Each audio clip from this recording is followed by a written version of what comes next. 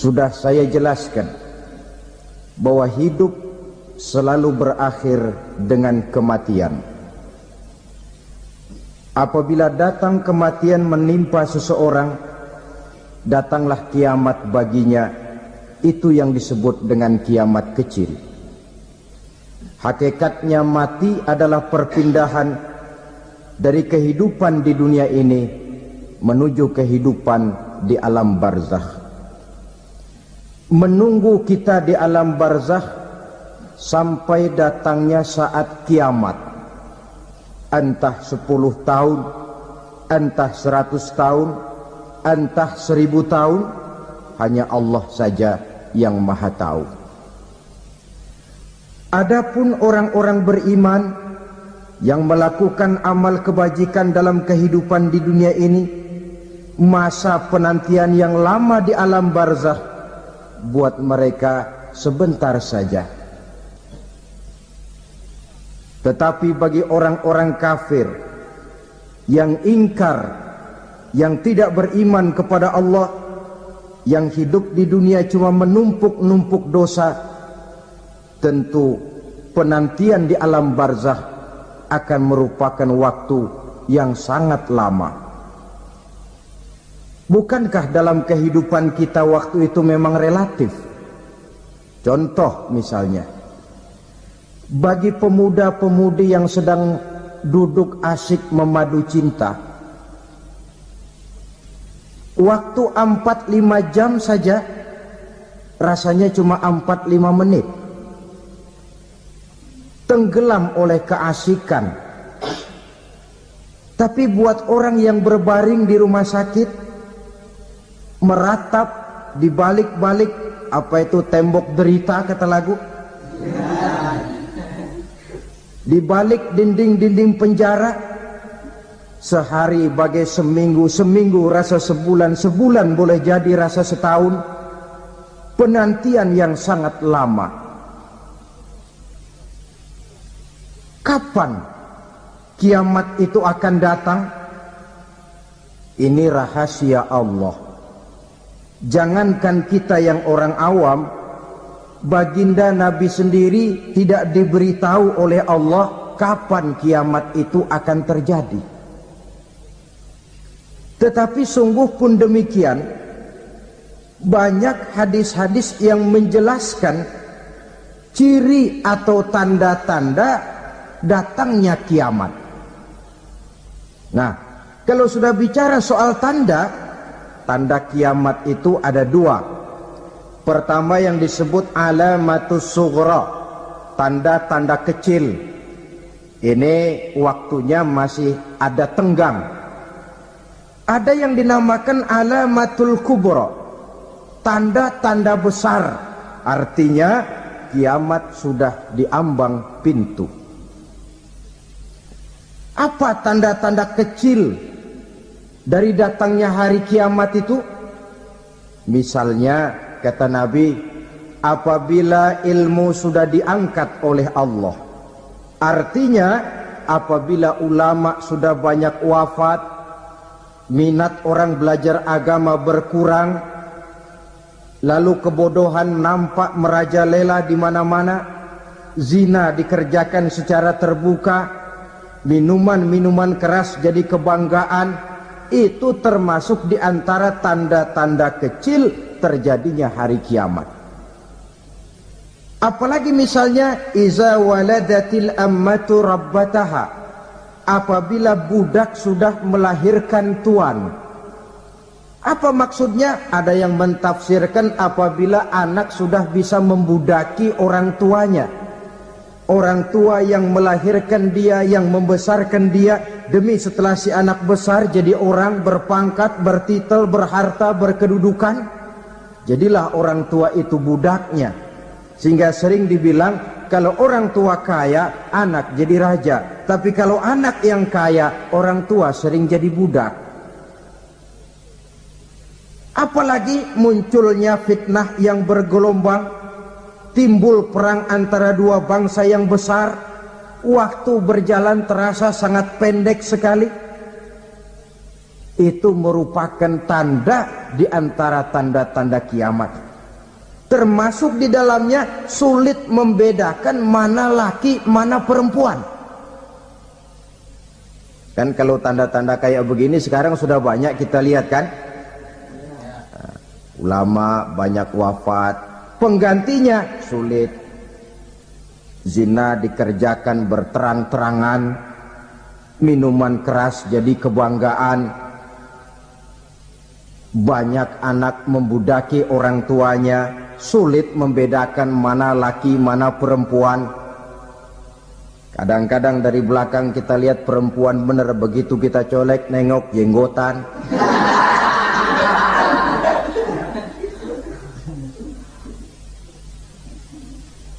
Ini termasuk tanda-tanda kecil, masih ada tenggang sampai akan terjadinya kiamat itu.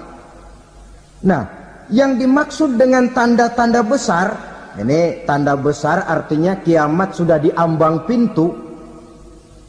Pertama, matahari terbit dari sebelah barat. Apabila matahari sudah terbit dari arah sebelah barat, tertutuplah sudah pintu taubat. Bersabda Nabi kita, la taqumus sa'atu hatta tatlu'a syamsu min maghribiha. Tidak akan datang hari kiamat sampai matahari terbit dari arah sebelah barat. Fa iza tala'at, manakala matahari telah terbit dari arah sebelah barat, wara'ahan nasu, manusia banyak menyaksikan itu, amanu ajma'un, mereka pun lalu beriman. Yang tadinya kafir, yang tadinya ingkar, yang tadinya membangkang, setelah melihat matahari terbit dari sebelah barat, buru-buru beriman, berlomba-lomba mengucap 2 kalimat syahadat. Tapi apa yang terjadi? Kata Nabi, wadzalika hina la yanfa'u nafsan imanuha lam takun amanat min qabl. Hari itu adalah hari yang iman sudah tidak berguna lagi bagi seseorang apabila sebelumnya memang dia tidak pernah beriman. Au kasabat fi imaniha khaira, atau beriman tetapi tidak pernah melakukan kebajikan di dalam keimanannya itu. Hari yang sudah kasib, hari yang sudah terlambat, beriman tidak akan ada gunanya lagi. Ini pelajaran buat kita. Sebelum sang surya terbit dari sebelah barat, sebelum nafas sampai di tenggorokan, artinya pintu taubat masih terbuka. Kalau 2 hal itu sudah terwujud, nafas sudah sampai di kerongkongan atau matahari sudah terbit dari arah sebelah barat, tertutuplah sudah pintu taubat. Tak ada lagi gunanya pangkat, jabatan, harta, bahkan beriman pun dalam suasana macam itu. Too late, kata orang Kulon. Sudah terlambat. Matahari terbit dari arah sebelah barat. Itu tanda besar, artinya kiamat sudah di ambang pintu. Lalu apalagi tanda besar? Munculnya Dajjal. Dajjal artinya pendusta-pendusta yang menyesatkan manusia. Ada 2 macam Dajjal, saudara. Ada Dajjal kecil. Ini Dajjal kelas teri. Kalau ini sejak zaman Rasulullah sudah ada itu. Tiap zaman ada. Di zaman Rasulullah misalnya ada yang bernama Aswad al-Unsi dari Yaman. Ada yang namanya Musailamah al-Kazzab dari Yamamah. Ada yang namanya Ibnu Sayyad dari Madinah. Ini Dajjal-Dajjal di zaman Rasul. Musailamatul Kazzab memproklamirkan diri jadi nabi dia. Di zaman Rasul masih hidup. Ini Dajjal zaman Nabi. Di zaman sahabat muncul Dajjal-Dajjal. Di zaman kita sekarang ini Dajjal-Dajjal pun gentayangan. Dajjal-Dajjal kelas teri. Kerjanya mendustakan manusia, menyesatkan manusia, memalingkan manusia dari jalan yang benar dan diridhoi oleh Allah Subhanahu wa ta'ala. Adapun yang merupakan tanda besar dari datangnya kiamat, dajjal-dajjal kelas kakap, pembohong-pembohong besar yang menyesatkan masyarakat manusia berpaling dari jalan Allah mengikuti jalan mereka. Apa sih ciri dajjal itu? Kata Nabi dalam hadis Bukhari Muslim, innad dajjala, sesungguhnya yang namanya dajjal itu yakhruju, satu saat akan muncul mendekati hari kiamat, wa inna ma'ahu ma'an, si dajjal ini membawa air, wa naran, dan juga membawa api. Dua simbol. Di tangan yang satu dia bawa air, di tangan yang satu dia bawa api. Wa ammal ladzi yarahu an-nasu ma'an fanarun, adapun yang orang banyak lihat air, hakikatnya adalah api. Yang dilihat api, hakikatnya adalah air. Oleh sebab itu, kalau api yang ditawarkan, ambillah air. Kalau air yang ditawarkan, pilihlah api.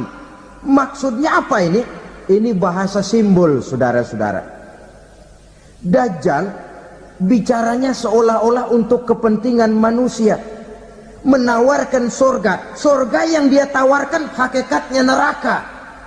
Hai manusia, kalau kau mau bahagia, jangan dekat-dekat dengan agama.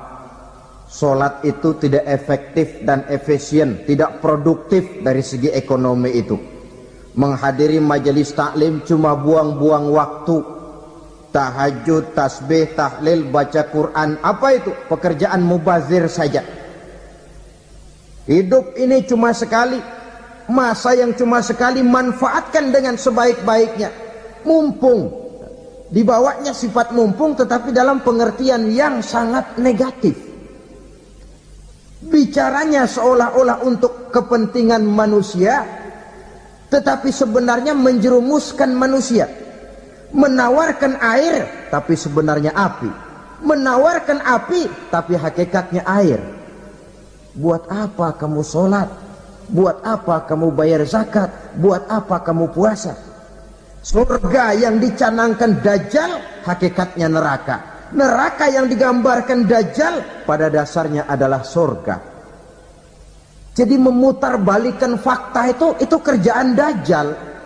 Yang hak jadi batil, yang batil dibilang hak, yang benar jadi salah, yang salah malah jadi benar.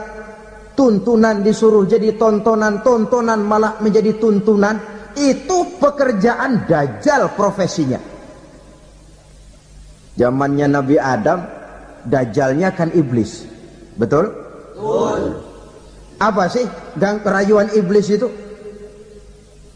Allah setelah menciptakan Nabi Adam kan bilang, Adam, kau dan istrimu Hawa tinggal di surga ini. Seluruh fasilitas yang ada di surga persilahkan kau nikmati. Satu yang tidak boleh, jangan coba-coba dekati pohon khuldi. Dekat saja jangan, apalagi sampai memetiknya. Datang dajjal yang namanya iblis ini.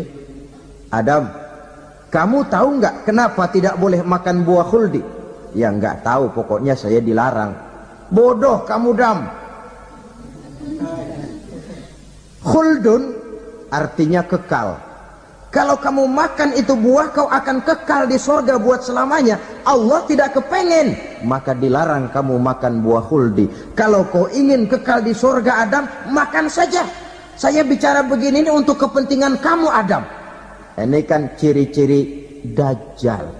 Bicaranya sih seolah-olah untuk kepentingan Nabi Adam, hakikat sebenarnya menjerumuskan Nabi Adam supaya ingkar dan melanggar larangan dari Allah Subhanahu wa ta'ala.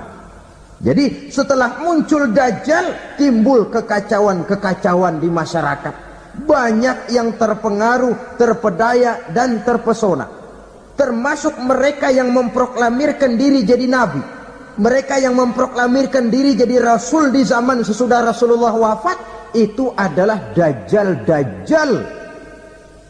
Maka saya ingatkan, kalau di zaman kita sekarang ini ada orang ngaku jadi nabi, ada orang ngaku jadi rasul, biar bahasa Arabnya kental, Quran hafal, hadis ribuan hadis hafal, biar pakai serban sampai menyengser ke tanah, bahasa Arabnya fasih, tapi dia mengaku jadi nabi, jadi rasul, kita umat Islam wajib tidak percaya. Wajib untuk tidak percaya. Itulah dajjal-dajjal zaman kita sekarang ini. Tidak mustahil mereka datang mempengaruhi orang-orang awam supaya berpaling dari Rasulullah, mengikuti mereka. Nah, di akhir zaman nanti, mendekati hari kiamat, dajjal ini muncul, dajjal kelas kakap, menyesatkan masyarakat manusia untuk berpaling dari Islam, mengikuti seruan mereka.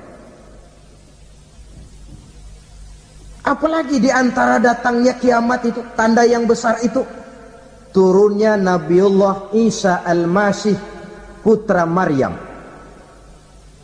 Menurut berbagai hadis yang sahih, Nabi Isa Al-Masih nanti akan turun lagi, tidak membawa risalah yang baru, tapi meluruskan risalah Islam ini yang telah banyak ditinggalkan oleh masyarakat.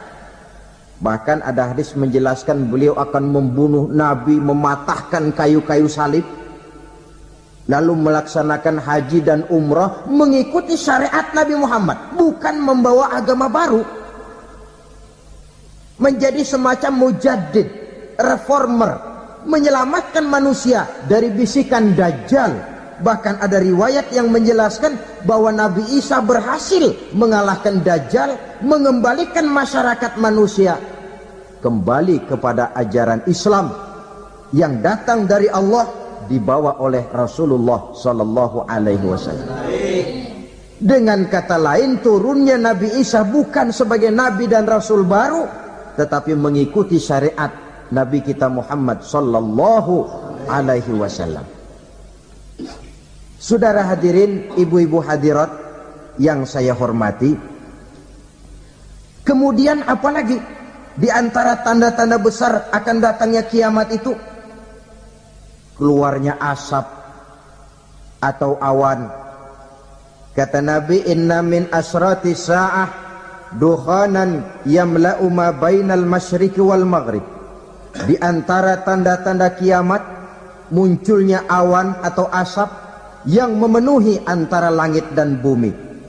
Ini pun diperkuat dalam surah Ad-Dukhan ayat 10. Fartaqib yauma ta'tis sama' bidukhanin mubin fayughshan nas hadza azabun alim.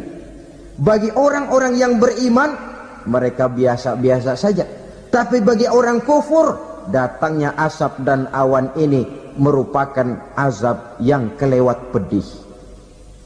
Barangkali sedikit mendekati gambaran tentang azab yang pedih ini, saya ingatkan alam pikiran kita kepada peristiwa yang belum lama terjadi. Pernah dengar berita bocornya reaktor nuklir di Chernobyl, Uni Soviet? Pernah dengar? Nah.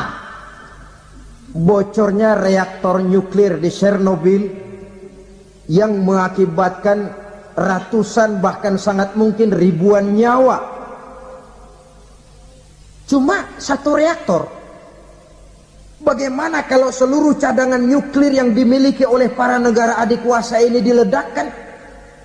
Bahkan yang konon menurut catatan, cadangan nuklir yang dimiliki bersama oleh Amerika dan Rusia sekarang ini sudah sanggup memusnahkan 6 miliar manusia.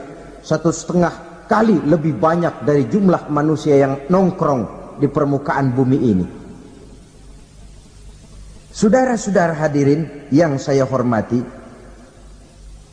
lalu saat mendekati hari kiamat, apalagi tandanya? Setelah Nabi Isa wafat, pada saat turunnya yang kedua kali, Lalu Allah meniupkan angin sejuk. Semua orang-orang beriman, orang-orang baik wafat. Sehingga penghuni bumi ini cuma tinggal lagi terdiri dari orang-orang kafir. Tidak ada lagi di bumi ini yang bisa mengucapkan Allah. Sehingga dalam hadis qudsi itu ada keterangan, Innallaha azza wa jalla yaqulu li Israfil. Allah pernah pesan kepada malaikat Israfil. Kata Allah, Israfil, Iza sami'ta qailan yaqul Allah Allah fa akhirin nafakh 40 sanatan ikraman liqailiha. Hai Israfil, apabila kau dengar di permukaan bumi masih banyak orang yang mengucapkan Allah Allah, maka tunda sangkakala kiamat itu 40 tahun. Untuk apa? Ikraman liqailiha, menghormati orang yang mengucapkan Allah Allah itu. Wah, jadi karena sekarang masih banyak yang mengucapkan Allah, besar hatilah kita, masih jauh kiamat itu. Tapi jangan lupa, kiamat pribadi, kiamat kecil itu yang gak kita sangka-sangka. Ajal datang mencabut nyawa, itu kiamat pribadi. Dan itu yang pasti kita hadapi. Dan itu yang membuat kita tidak boleh bersikap main-main di dalam kehidupan sekarang ini. Saudara hadirin yang saya hormati, tidak ada lagi orang-orang muslim. Seluruh penduduk dunia ini kafir. Lalu terciptalah struktur sosial yang berlandaskan prinsip hidup semau gue. Bakal terjadilah prinsip di mana yang kaya menyantap yang miskin, yang kuat menindas yang lemah.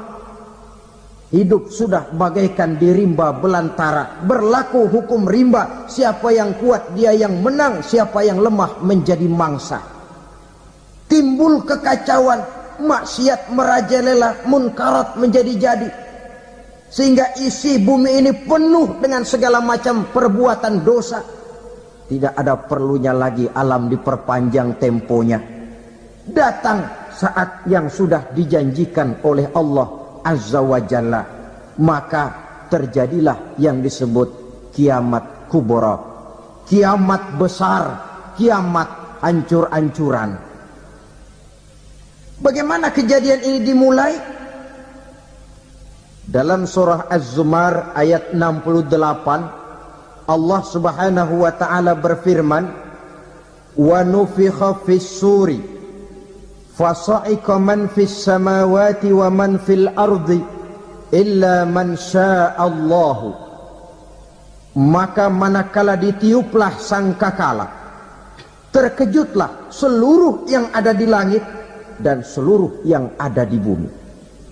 Bila saat kiamat datang, Allah perintah malaikat Israfil, Israfil, tiup sangkakalamu. Ditiuplah sangkakala oleh malaikat Israfil. Yang akibat daripada tiupan itu, seluruh yang ada di langit, seluruh yang ada di permukaan bumi terkejut. Yang ada di langit siapa? Malaikat kan. Bayangin aja kalau malaikat kaget, apalagi kita.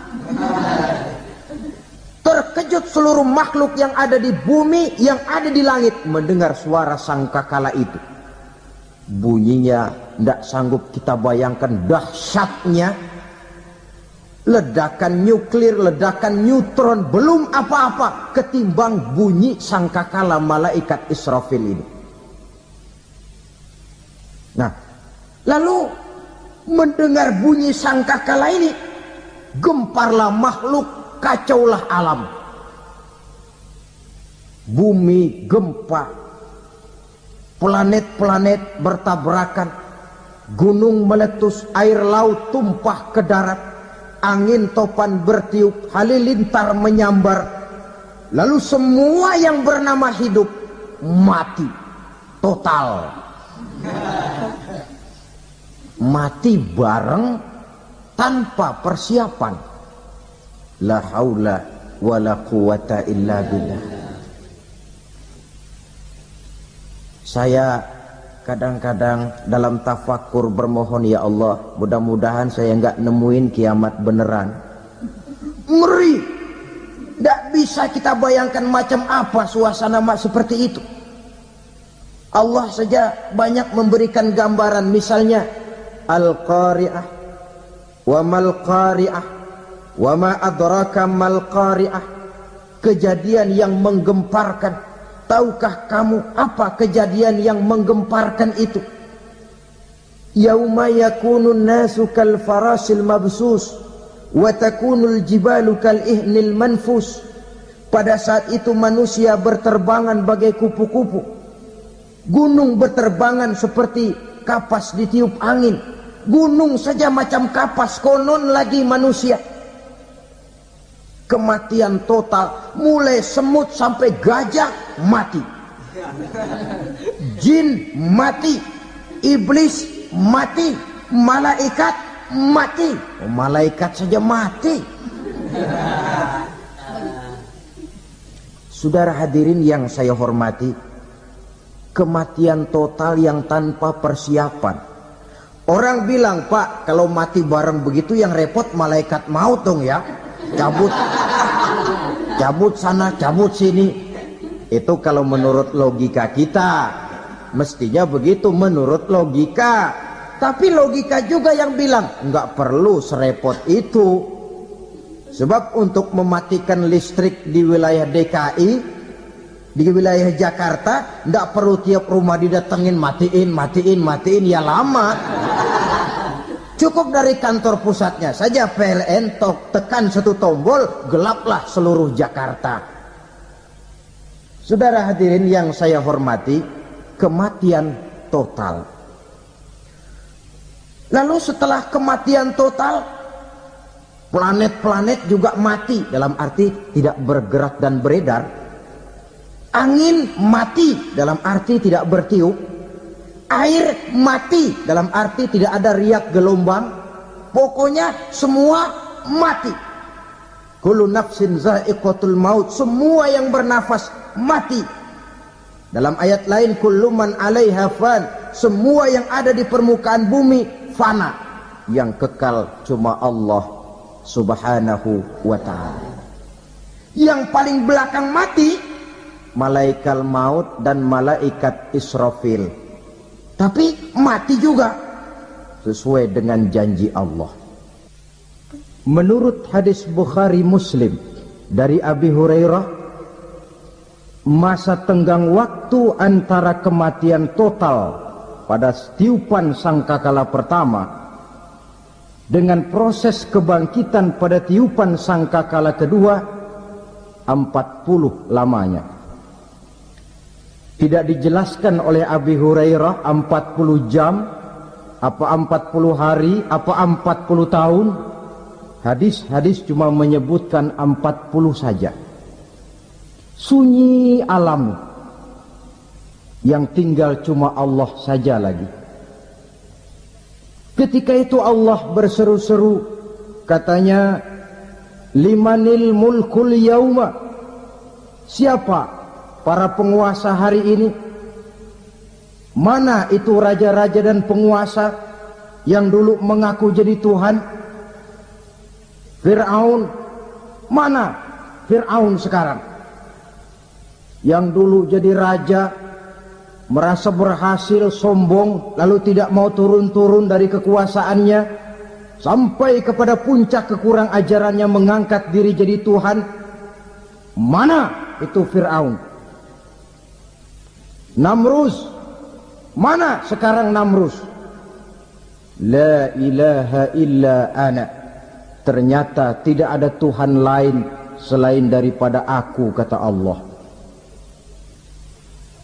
Proses kemudian, saudara-saudara, turunlah hujan dari langit. 40 lamanya hujan itu. Tidak jelas juga 40 jam apa 40 hari. Setelah air turun membasahi, datanglah tiupan sangkakala yang kedua. Semua yang bernama mati bangkit dari kuburnya masing-masing. Ini yang disebut yaumul ba'tsi, hari kebangkitan. Allahu Akbar.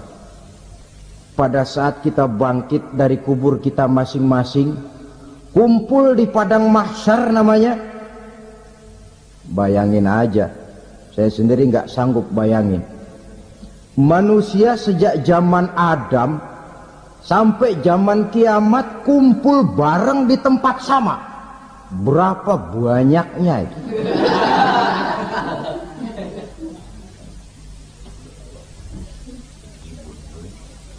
Dan yang luar biasa menurut satu riwayat, pada saat bangkit itu, Masya Allah, roman muka kita berubah, disesuaikan dengan amalan kita waktu di dunia ini. Barang siapa yang waktu di dunia amalannya itu amalan tikus, di akhirat nanti dia bangkit dari kubur, mukanya seperti muka tikus. Gagah betul badannya, tapi mukanya seperti tikus. Kenapa? Amalannya waktu di dunia seperti amalan tikus. Apa amalan tikus itu? Suka ngegeragoti barang yang sudah disimpan rapi-rapi. Orang sudah simpan uang rapi-rapi, simpan perhiasan rapi-rapi, digeragoti oleh tikus. Maling-maling, pencoleng-pencoleng, koruptor-koruptor, itu nanti di akhirat nanti kita lihat mukanya seperti muka tikus. Oh, ini waktu di dunia suka nyolong, mukanya seperti muka tikus. Barang siapa yang waktu di dunia ini amalannya itu amalan macan, dia akan bangkit nanti mukanya seperti muka macan. Apa amalan macan? Macan itu amalannya menang-menangan. Orang yang mau menang saja nggak mau mengalah. Coba lihat di hutan, kenal hutan nggak? Di hutan, raja hutan di mana-mana pasti macan, betul kan? Betul. Padahal hutan belum pernah bikin pemilihan umum. Tapi macan tidak peduli ada pemilihan umum apa tidak, pokok saya raja. Sebab apa? Macan jadi raja itu bukan karena benar, tapi karena kuat jadi raja. Setelah dia jadi raja, rakyat hutan yang mesti dilindungi malah dimakan oleh raja macan. Kambing rakyat hutan dimakan oleh macan. Ayam rakyat hutan dimakan oleh macan. Itu nanti kita lihat di akhirat itu mukanya seperti muka macan, gagah betul. Lalu barang siapa yang di dunia ini amalannya itu seperti amalan anjing, nanti dia punya muka seperti muka anjing. Apa amalan anjing? Pertama, anjing itu kalau disuruh jaga rumah, dia tidak bisa membedakan mana maling, mana tamu. Biar yang datang maling, kalau bawa tulang, anjing kalem. Yang kedua, anjing itu akan setia kepada siapa saja yang memberinya roti. Siapa yang memberinya roti, itulah majikannya. Apa kata majikannya, pasti dia laksanakan. Soal benar atau salah, dia tidak peduli. Setelah anjing dapat roti, dia tidak punya pilihan lain kecuali bilang, abdi mah kumaha juragan wae ayeuna mah.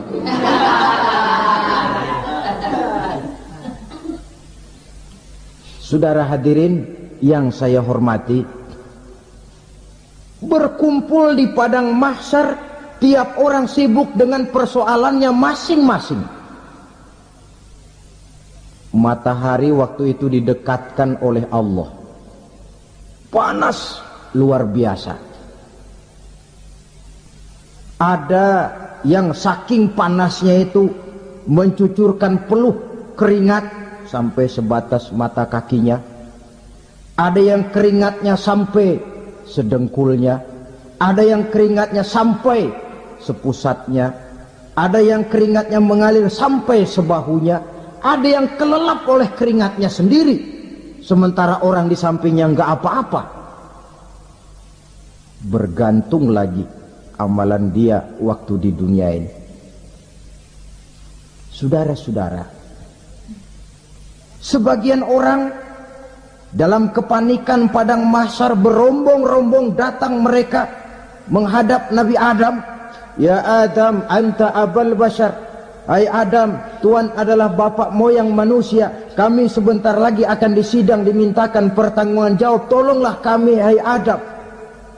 Kata Nabi Adam, jangankan nolongin sampean, saya sendiri tanggung jawab di hadapan Allah ketika dulu tidak boleh makan khuldi, saya serobot. Sudahlah, urus diri masing-masing saja, nafsi, nafsi. Begitu kata Nabi Nuh, begitu kata Nabi Ibrahim. Tiap orang bertanggung jawab sendiri-sendiri. Ketika itulah saudara-saudara, nikmatnya menjadi umat Nabi besar Muhammad sallallahu alaihi wasallam. Sebab apa? Walaupun menurut abjad kita ini umat paling belakang, kan paling belakang kita ini toh, karena Nabi Muhammad adalah Nabi akhir, tapi akan dihisap lebih dulu, lewat di atas sirat lebih dulu, masuk surga lebih dahulu ketimbang umat-umat belakangan. Ketika Rasul mendekati ajal, beliau tanyakan itu kepada malaikat Jibril. Malaikat Jibril berkata, Muhammad jangan khawatir, Allah sudah berjanji, inni haramtul jannata ala sairil anbiya hatta tadkhulaha anta wa haramtuha ala sairil umami hatta tadkhulaha ummatuka. Surga aku haramkan buat seluruh nabi kecuali kalau engkau Muhammad sudah masuk ke dalamnya, dan surga aku haramkan buat seluruh umat kecuali kalau umatmu Muhammad sudah masuk ke dalamnya. Logikanya, walaupun menurut abjad kita umat paling belakang, bakal dihisap paling dulu, lewat di atas sirat paling dulu, masuk surga paling dulu, kalau mampir ke neraka juga paling dulu. Ya resiko, resiko. Jangan mau enaknya aja paling dulu. Saudara hadirin yang saya hormati, setelah masa kebangkitan itu jangan dikira begitu bangkit langsung diperiksa, masih menunggu menanti ribuan tahun perhitungan padang mahsyar untuk sampai kepada proses yang disebut yaumul hisab, hari perhitungan. Seorang demi seorang bakal dipanggil. Bayangkan saja, kita se-RT saja di absen, kadang-kadang perlu waktu lama. Ini manusia sejak zaman Nabi Adam sampai datang hari kiamat, satu demi satu disidang di hadapan Qadhi Rabbul Jalil. Status sosial copot sudah waktu itu. Yang pernah jadi hartawan di situ tidak lagi kelihatan kehartawanannya. Yang pernah jadi jenderal tidak lagi dipanggil jenderalnya. Yang ustadz tidak lagi dipanggil al-mukarramnya. Seluruh status sosial selesai. Dipanggillah kita seorang demi seorang menghadap Qadhi Rabbul Jalil. Bagaimana proses penghisaban itu? Pertama, proses tanya jawab. Di antaranya ada hadis menyatakan, lan tazula qadama 'abdin yaumal qiyamah hatta yus'ala an arba'i khisalin.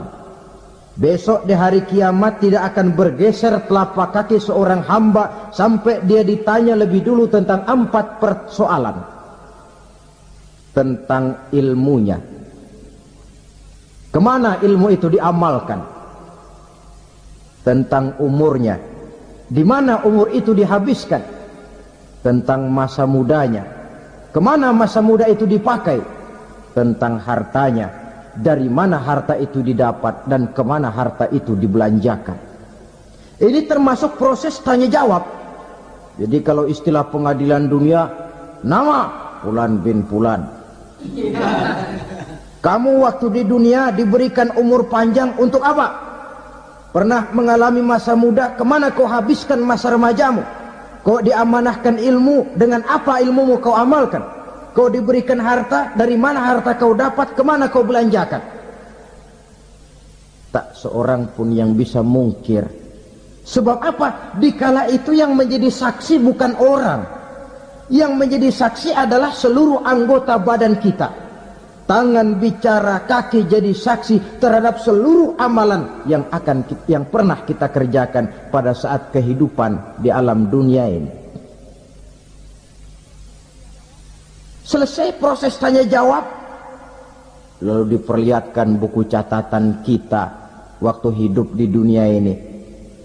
Jangan lupa Allah itu menyiapkan 2 superkomputer kepada kita. Sebelah ditempelin sebelah kanan, yang sebelah tempelin di sebelah kiri. Komputer itu namanya Raqib dan Atid. 2 malaikat yang apabila baik kita lakukan, refleks saja akan menulis kebajikan kita. Jahat kita kerjakan, akan tertulis. Catatan itu nanti diperlihatkan kepada kita. Waduh, alangkah malunya pada saat diperlihatkan catatan kita, buku rapot kita merah melulu. Barangkali diperiksa sambil diomelin, brengsek lo. Buku merah melulu begini, bagaimana waktu hidup di dunia? Tidak cukup diperlihatkan buku catatan kehidupan, rekaman kehidupan. Rekaman kehidupan kita secara utuh sejak terlahir sampai ajal datang merenggut nyawa. Barangkali mirip dengan video sekarang ini, di mana terekam dengan baik seluruh kegiatan kita sejak yang sekecil-kecilnya sampai kepada yang sebesar-besarnya. Untuk kemudian kita pun menerima balasan. In khairan fa khairun wa in syarran fa syarrun. Kalau baik ya baik balasannya, kalau jahat ya jahat juga balasannya. Catatan-catatan kita diberikan. Kalau banyak kebajikannya diberikan di tangan kanan dengan cara yang halus. Kalau banyak kejahatannya diberikan dari sebelah kiri atau dilempar dari belakang. Itulah sebabnya sejak di dunia ini kita sudah mohon kepada Allah. Ketika berwudu membasuh tangan kanan, apa kita bilang? Allahumma a'tini kitabi biyamini wa hasibni hisaban yasira. Ya Allah, berikan saya kitab di tangan kanan, dan kalau saya memang perlu dihisab, hisablah saya yang seringan-ringannya. Tangan kiri berlindung kita kepada Allah, jangan sampai diberikan kitab di tangan kiri atau dari arah sebelah belakang. Wa a'udzubika an tu'tiya kitabi bishimali aw min wara'i zuhri, dari arah sebelah belakang. Na'udzubillah min dzalik.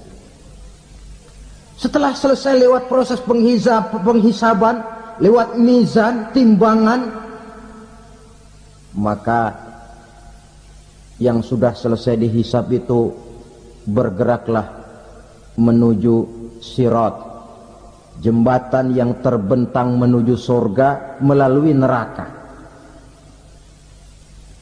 Saudara-saudara, panjangnya perjalanan sirat itu memakan waktu ratusan tahun.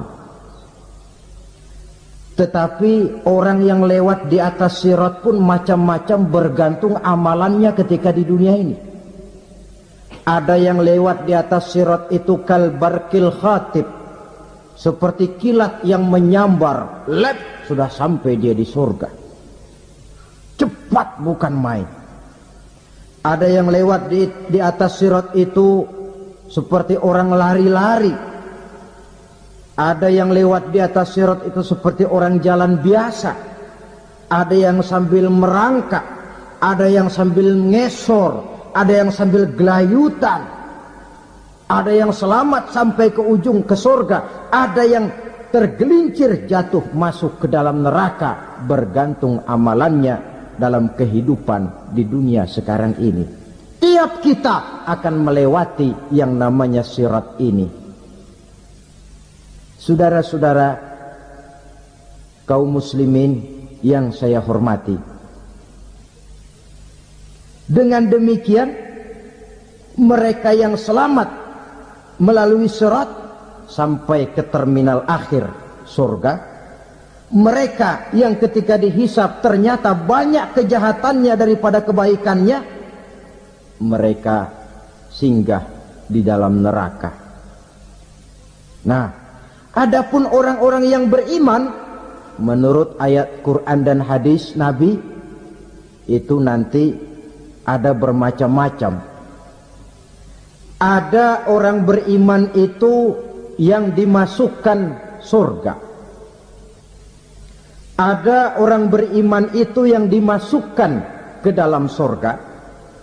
Ada orang beriman itu yang disebut penduduk surga. Kenapa lain-lain, Pak? Karena waktu di dunia amalannya juga lain-lain. Ada orang beriman yang masuk surga. Ini paling murah tiketnya. Mau masuk surga? Kata Nabi begini, ma min abdin qala la ilaha illallah thumma mata ala dhalik illa dakhalal jannah. Kalau seorang hamba sudah mengucap dua kalimat syahadat, dia yakin dengan kebenaran kalimat itu sampai matinya, orang itu akan masuk surga. Abi Dzar yang waktu itu diajak bicara heran, ya Rasul kok gampang betul? Iya. Walaupun orang itu mencuri, iya. Walaupun orang itu berzina, iya. Biar dia mencuri, biar dia berzina, kalau dia sudah mengucap dua kalimat syahadat, dia yakin dengan kebenaran kalimat itu sampai matinya, itu orang akan masuk surga. Jadi masuk surga cukup dua kalimat syahadat, yakin sampai mati, masuk surga. Itu perkara masuk. Tapi kalau pertanyaannya diterusin, masuknya kapan, Pak? Nah, ini lain lagi urusannya. Sebab ada yang masuknya itu langsung, ada yang mampir dulu. Di sana tempat cuma dua, kalau tidak surga, neraka. Mau ke surga, tapi mampir dulu. Yang mampirnya jelas di neraka. Kenapa? Dalam hadis qudsi ada riwayat, nanti itu di akhirat, setelah Allah selesai mengatur penduduk surga masuk surga, yang neraka masuk neraka, Allah berkata kepada malaikat Malik, malaikat Malik, labaik ya Allah, itu bajingan-bajingan tengik, manusia-manusia durjana yang waktu di dunia tidak mau sujud, jauh dari ulama, gemar melakukan yang munkarat dan maksiat, hidup di tengah masyarakat selalu jadi bibit keonaran, kufur, sudah masuk neraka semua. Sudah ya Allah. Nah, kalau sudah, coba sekarang kamu masuk, Malik. Saya, iya, masuk neraka. Mau apa ya Allah? Kata Allah, akhriju minan nar man kana fi qalbihi misqala habbatin min khardalin min iman. Kau masuk neraka, cari di dalam neraka orang-orang yang ada imannya walaupun kecil sebesar biji zarah, angkat mereka keluar. Masuk malaikat Malik ke neraka, cari orang yang ada imannya, korek-korek. Ya repot, udah pada gosong. Yang ada imannya diangkat ke atas, yang ada imannya diangkat ke atas, lalu dimandikan di Nahrul Hayat, namanya sungai kehidupan di akhirat nanti. Cakep lagi rupanya, bersih lagi wajahnya, apel di hadapan Allah. Kata Allah, bagaimana mas? Kapok nggak sampean? Kapok ya Allah. Nah, kalau kapok, idhab fadkhulil jannah, pergi masuk surga sana. Berangkat mereka ke surga, ketemu sama teman-temannya yang udah sampai lebih dulu, yang nggak pakai mampir lagi. Terjadi dialog Kata teman-temannya yang udah pada nyampe duluan, Mas, iya, emang baru sampai? Saya baru sampai. Memang mampir di mana dulu, Mas? Kita sudah lama sampai di surga. Saudara buka surah Al-Muddatsir ayat 34-35. Ma salakakum fis saqar? Kenapa kamu mampir di neraka Saqar? Qalu lam nakum minal musallin. Mereka menjawab, kami mampir di neraka Saqar, Mas, gara-gara dulunya kami waktu di dunia tidak pernah sholat. Tidak pernah sholat? Tidak pernah. Kan rumahnya dekat masjid. Cuma dekat doang, Mas. Sholat mah enggak saya. Enggak pernah ngasih makan fakir miskin. Tidak pernah hadir di majelis taklim. Pendeknya tidak pernah melakukan kebajikan. Maka saya pun mampir di neraka Saqar. Untung betul saya punya iman, Mas, sedikit. Waktu hidup di dunia dulu saya pernah mengucap 2 kalimat syahadat. Sekali-kalinya waktu mau kawin. Masya Allah. Untung saja kawin. Kalau nggak kawin, polos.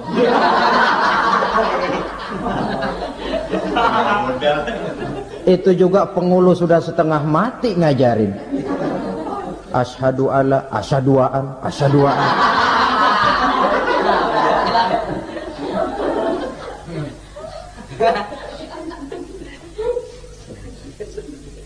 Ini namanya masuk surga.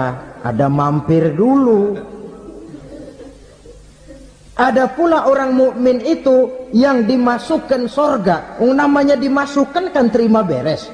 Saya masuk ke rumah, jalan sendiri, cari tempat sendiri. Saya dimasukkan ke dalam rumah, terima beres. Pokok ada di dalam, itu dimasukkan namanya. Nggak pakai mampir.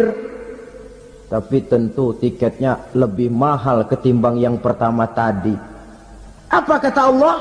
Innal ladzina amanu wa amilus salihat la ukaffiranna anhum sayyi'atihim wa la udkhilannahum jannah.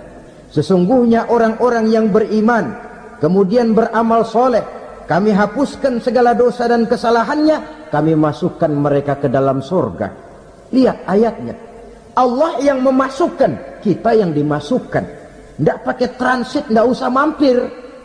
Cuma tidak cukup syahadat, tidak cukup amanu, tapi diiringi dengan wa'amilus salih. Iman, amal. Tidak cukup syahadat, lalu dibuktikan dia sholat, dia zakat, puasa, lalu dia melakukan berbagai macam kebajikan. Ini yang menyebabkan dia tidak pakai mampir di tempat yang bernama Saqar. Lalu ada pula orang mukmin itu yang disebut penduduk sorga. Wah, ini sudah VIP ini. Ashabul jannah, penduduk sorga. Siapa mereka? Kata Allah, innal ladzina amanu summa istaqamu fala khaufun alaihim wala hum yahzanun ulaika ashabul jannah hum fiha khalidun. Sesungguhnya orang-orang yang beriman lalu istiqamah, tetap dalam melaksanakan perintah Allah, tidak goyah, tidak labil tapi stabil, istiqamah, mereka tidak takut dan tidak bersedih hati. Merekalah penduduk surga. Iman, istiqamah. Tidak punya duit, sembahyang. Banyak duit, sembahyang. Miskin, sembahyang. Kaya, tetap sembahyang. Istiqamah. Kadang orang kalau susah rajin ke masjid, banyak duitnya ngelihat masjid melengos. Itu yang dibilang waktu miskin hamba Allah, setelah kaya jadi hamba harta. Bergeser, tidak ada nilai istiqomahnya. Saudara-saudara, dengan begitu penduduk neraka itu dua. Ada penduduk permanen, ada penduduk yang semi permanen. Yang semi permanen orang-orang beriman yang mempunyai dosa besar. Mereka masuk ke neraka untuk menerima azab sesuai dengan dosanya. Bila selesai masa azab itu, mereka akan diangkat untuk ditempatkan kembali ke dalam surganya Allah Subhanahu wa ta'ala. Nah, dikala itulah saudara-saudara ada yang disebut syafaat dari Rasulullah Sallallahu Alaihi Wasallam. Tapi tentu jangan lupa syafaat ini ibarat kain menambal dia. Kita punya kain bolong-bolong sedikit, syafaat yang menambal. Solat kita ada kurang dikit, sedekah kita ada campur riak dikit, amalan kita ada tidak karena Allah dikit, kita berharap syafaat. Jadi biarlah kain masih bolong-bolong, yang penting punya kain. Tapi kalau kainnya tidak ada, yang ditambal apanya? Solat tidak, puasa tidak, zakat tidak, berharap syafaat saja. Ya, terlalu berlebihan itu. Saudara hadirin yang saya hormati, apabila selesai proses penghisaban, proses penghitungan, maka dikala itulah manusia terbagi dalam dua kelompok besar. Fariqun fil jannah wa fariqun fis sa'ir. Sekelompok orang-orang beruntung yang masuk ke dalam surga, dan sekelompok lagi masuk ke dalam neraka.